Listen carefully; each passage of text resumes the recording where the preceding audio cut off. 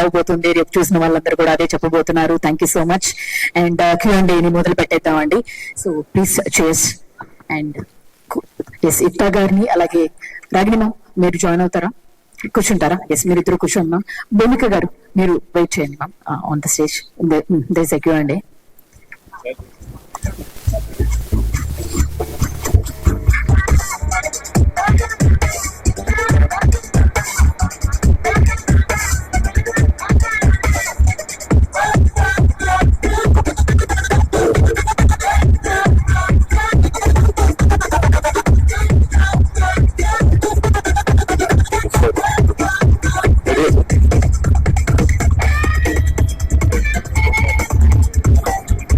Music off చేయడమ్మా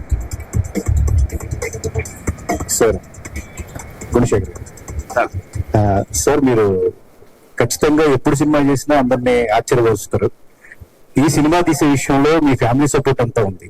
but అది output వచ్చిన తర్వాత సెన్సార్ పరంగా, ఎందుకంటే చాలా హార్ట్ హీటింగ్ గా తీశారు మీరు, అలాంటి ఏమైనా ఇబ్బందులు పడ్డారా? మీరు అనుకున్న అవుట్పుట్ అనేది కంప్లీట్ గా చూపించబోతున్నారు ఆడియన్స్ కి? అట్లా అంటే నాకు సరిగ్గా వినపడలేదు.